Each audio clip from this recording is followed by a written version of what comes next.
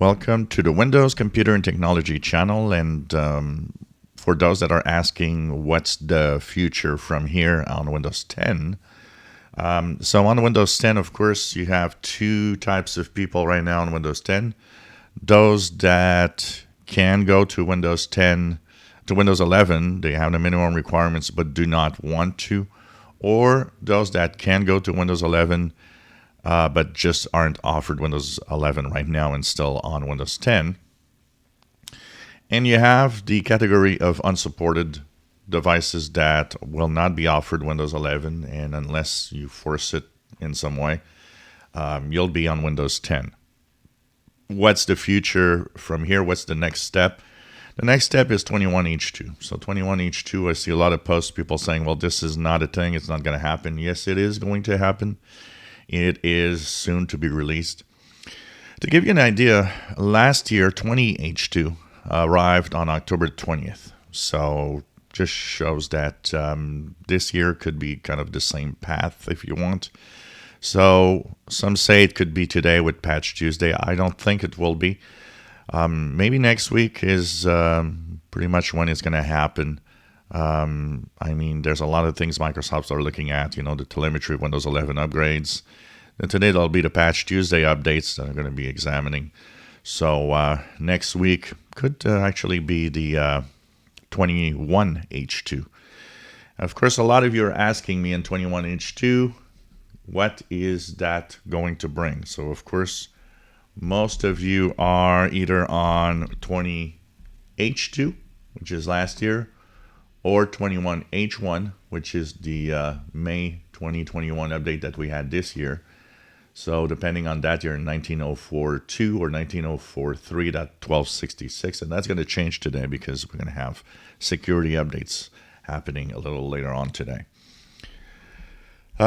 There is actually, the funny part here is that most of the features that will be enabled in 21H2 are probably already in 21H1. They're just going to be switched on, if you want, by a small cumulative update that won't be very big. The first thing that we will see is with the Wi-Fi. Wi-Fi is going to actually have support for WPA3 H2E standard. So H2E is the hash to element, which is an enhanced form of Wi-Fi protected access 3, WPA3 standard. Trying to, kind of move away from WPA2 and WPA1 or WPA that even though have been good, are starting to show signs of, getting older as security standards. And, hear the little stories here and there of people kind of being able to maybe find ways to hack into them slowly. Although they're still pretty solid, but, it's like every standard. As time goes by, this is going to be better. The WPA3 standard, H2E, is also going to be more efficient. So any side channel attacks that could be tried on it to steal credentials, stuff like that, is probably going to be better. Secondly, Microsoft is going to improve Windows Hello. And so you'll have a difference between, first of all, Windows Hello for consumers and Windows Hello for business. Windows Hello for business will have cloud trust possibilities. And this is going to, of course, be enabled in Windows 10 21H2. What else is in 21H2? GPU compute is coming for the Windows subsystem for Linux. So right now it's not there.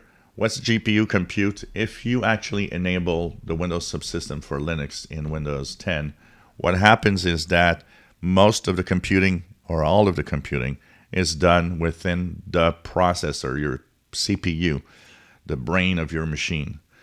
Now, GPU compute will actually tap into the power of any graphics processors. So if you have, for example, a gaming machine or a machine that has a gaming GPU, this could actually work really well in making things mighty fast.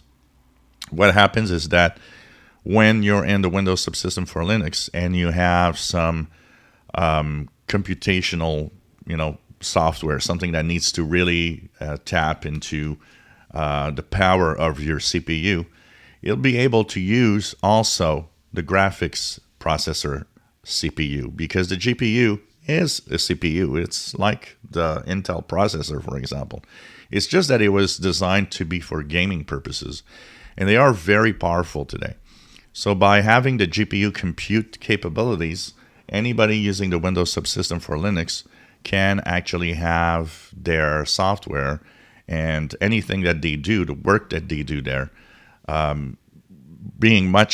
happening much faster, because they will be able to tap into the power of the graphics processor also. So this is pretty much what's in there, and really nothing much in terms of, what do we see, what do we change.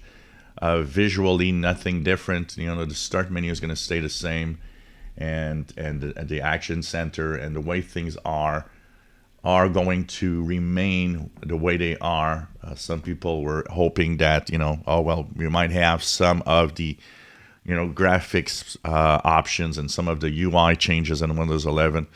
Nope, this is going to stay standard Windows 10, which is fine, honestly, and it works well.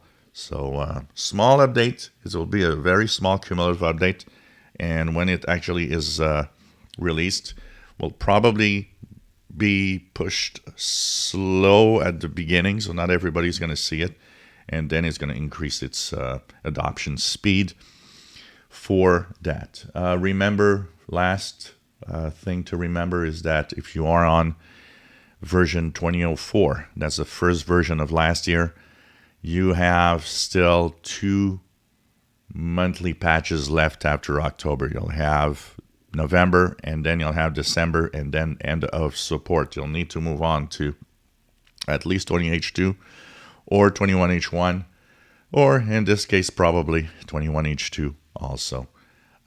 Small cumulative update, once again, nothing fancy, nothing that's going to take hours and hours and reinstall Windows. It's really going to be a small little thing. So that's what's coming for Windows 10.